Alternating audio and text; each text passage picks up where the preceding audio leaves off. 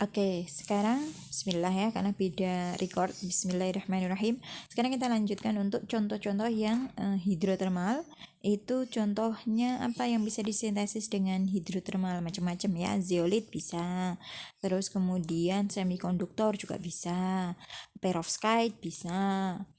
Aurifilus harusnya juga bisa ya. Nah, di sini saya kasih salah satu contohnya adalah nitrogen dop grafen. Jadi ada material yang namanya grafen. Grafen ini berasal dari grafit. Grafit itu berarti unsurnya adalah karbon.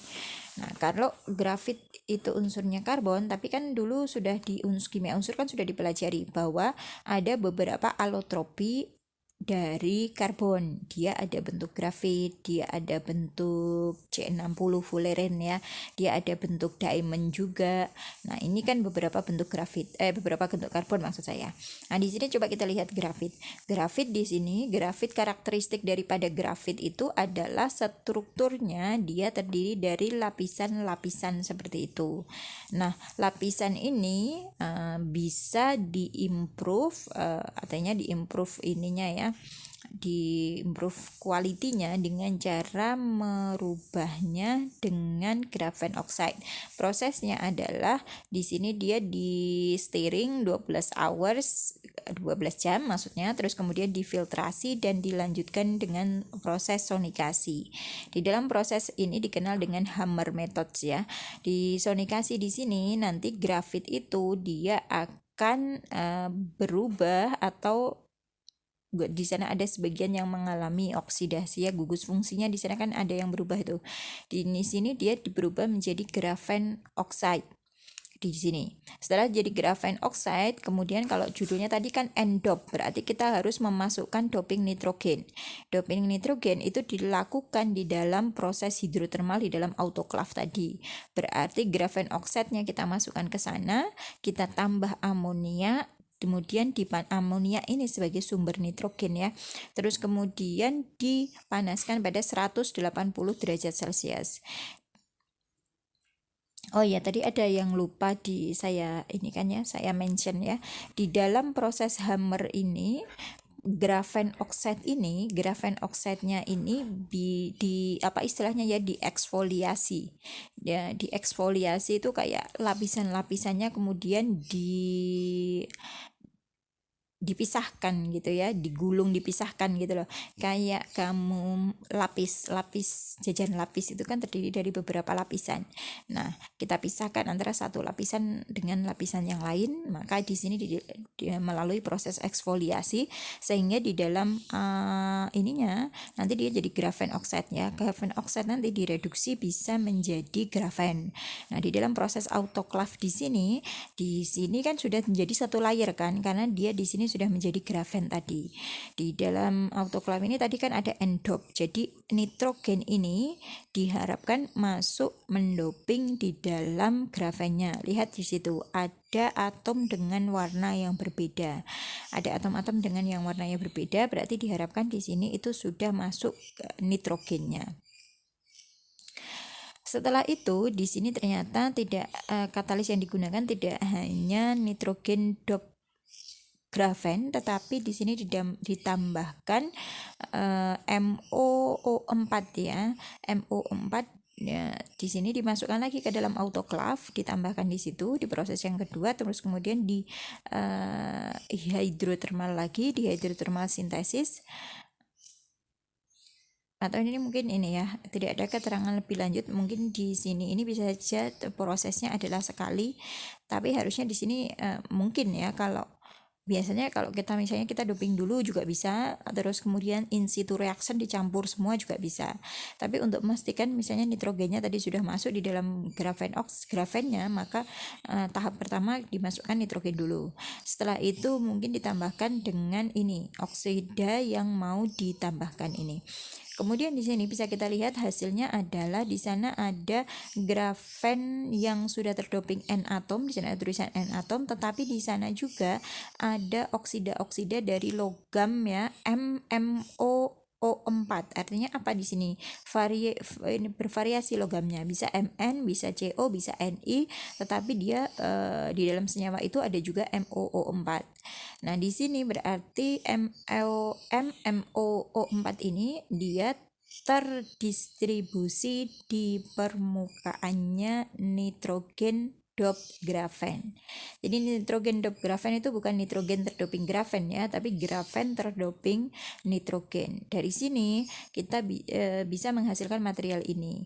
Tentu ini kenapa harus ditambahkan MnO4 ini tentu saja berdasarkan properties yang ingin digunakannya atau sifat katalisis mungkin yang ingin dipakai atau dipersiapkan oleh yang mensintesis. Tapi intinya proses subdoping dan proses supporting kan ini menyebar di sekitar permukaannya, ini kan seolah-olah seperti proses supporting. Nah, ini bisa juga dilakukan dengan metode hidrotermal. Contoh yang lain itu adalah sintesis zeolite. Sintesis zeolite ini namanya zeolite, kemarin sudah diterangkan, ada silika, ada alumina, kemudian ada kation penyeimbang, terus kemudian ada pelarutnya, biasanya pelarutnya dipakai air, terus kemudian ada structure directing agent atau agen pengarah struktur. Misalnya adalah TMAOH, TPAOH, atau dia CTABR misalnya begitu ya. Nah, itu adalah agen pengarah struktur dia untuk menghasilkan building block dari zeolit tertentu. Nah, sumber silika bisa macam-macam ya, silikanya di sana. Terus kemudian aluminanya di sini contohnya silikanya adalah SiO2, aluminanya adalah Al2O3, terus kemudian pelarut air, kemudian M+OH ini adalah kation source-nya. Nah, di sini biasanya adalah NaOH yang digunakan ya, NaOH karena NaOH yang digunakan di dalam proses ini itu nanti kan dia di dalam ini aja juga bisa sebagai sumber basa ya di sini. Terus kemudian SDA ini adalah template-nya, template atau agen pengarah strukturnya. Nah, semua reaktan-reaktan ini kan hanya beberapa yang larut di dalam air. Tetapi kan ada oksida-oksida di situ yang tidak larut di dalam air. Maka kalau dipakai proses hidrotermal, reaktan-reaktan itu bisa larut dalam air pada kondisi tadi di sekitar titik kritisnya tadi. Nah, autoklafnya ditutup kemudian dipanaskan pada temperatur lebih besar dari 100 derajat Celcius.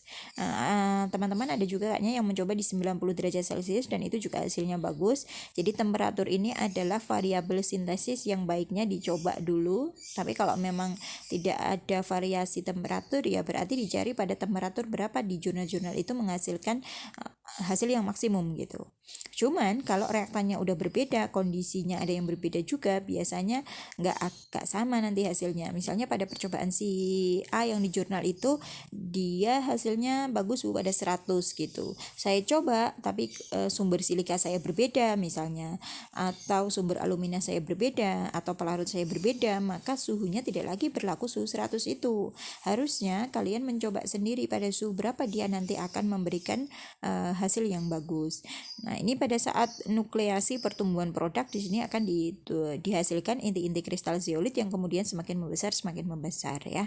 Di sini didapatkan zeolit ini. Ini contoh lagi proses hidrotermal, tapi di sini dikasih microwave assisted.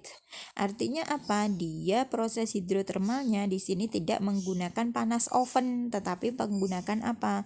Sumber energinya dikasih dari microwave. Berarti kita bergerak menggunakan energi di gelombang mikro ini ya. Bisa juga di sini kita ganti dengan sonication atau sonochemical ya, sonochemical assisted hidrotermal yang dilakukan di bawah gelombang ultrasonik itu juga ada. Jadi sebenarnya sumber energi itu sekarang bisa bervariasi. Tidak selalu kita harus menggunakan sumber panas atau thermal tadi, bisa juga kita menambahkan sumber dari microwave, gelombang microwave di sini. Microwave assisted synthesis dimasukkan dalam microwave. Sebenarnya ada microwave yang khusus untuk sintesis ya. Nah, terus kemudian di sini sintesis dengan FAU zeolit. Di sana ada seed itu pengintian ya, ada bentuk-bentuk yang lain ini ya, seed assisted. Nah, di sini dari proses sintesis ini accelerated crystallization via hydroxyl free radical. Ini ada hydroxyl free radical dan dikatalisis dan dissociation, terus kemudian diassemble di sini menghasilkan rangka zeolite. Ya, ini yang building blocknya adalah FAU ya. Nah, di sini contoh untuk sintesis material yang lain yaitu MnO2. Kita bisa lihat ada dua rute di sini. Rute yang pertama kita punya amoniak dan air di sini dengan MnO2. MnO2 bulk ini adalah padatan ya. Padatan MnO2 itu warnanya ya kehitaman. Kehitaman di sini MnO2 ini kalau kamu larutkan dalam air ya nggak larut, atau larutkan dalam amoniak kondisi biasa ya dia nggak larut. Tetapi kalau di dalam proses hidrotermal maka di sini kita coba lihat rute 1 sama rute 2. Kita lihat rute 1 dulu. Rute 1 ini dia di steering ditambah, jadi pertama reaktannya di steering dulu terus dimasukkan ke hidrotermal. Di dalam hidrotermal ini dia juga masih mengalami proses steering atau diaduk steeringnya ya pakai magnetic stirrer aja. Terus setelah reaksi itu di sini dia didapatkan MnOx, kita nggak tahu MnO berapa, terus dipanaskan di sini di dalam udara itu 300. Di sini dia menghasilkan alpha MnO2 ya. Bisa juga dia melalui di dalam autoclave ini. Di dalam proses autoclave ini di rute kedua itu tidak perlu ditambahkan steering, jadi langsung dimasukkan di sana di autoclave, kemudian direaksi dipanaskan ini adalah 300 derajat Celcius. Dia juga dihasilkan ini harusnya alpha MnO2 sama tapi bentuk morfologi daripada strukturnya beda ya dari situ. Jadi rute yang berbeda itu bisa juga meliding pada arah pertumbuhan yang berbeda. Nah, ini adalah mesoporous template. Mesoporous template ini juga bisa dilakukan di dalam proses hidrotermal ya. Ini mesoporous template itu kalau misalnya kita mau mensintesis suatu material yang memiliki pori-pori ukuran meso. Jadi pori itu ada ukuran mikro, ada ukuran meso ya. Yang meso otomatis lebih besar ya. Di sana ada mikropori, ada mesopori. Kalau kita mau sintesis senyawa dengan ukuran mesopori, ada makropori juga ya, itu maka kita membutuhkan rute yang ini ya, template. Tentu saja ada templatenya. Untuk template meso itu ada templatenya atau agen pengarah strukturnya. Nah, di sini ada beberapa contohnya. Kalau yang atas itu menghasilkan makropori, yang tengah ini menghasilkan mesopori dengan holosphere. Holosphere itu berarti ada lubang di dalamnya. Kalau mesopori mikrosphere ini kan bukan tipenya, lubangnya kan nggak besar seperti yang atas, jadi dia adalah mikrosphere ya. Oke, di sini ini adalah beberapa contoh template ya yang bisa digunakan untuk schematic representation karbonisasi dengan menggunakan silika template dengan perbedaan polaritas itu tadi. Ini ada beberapa contoh aplikasi dari metode hidrotermal. Nanti kita lanjutkan dengan metode sonokimia.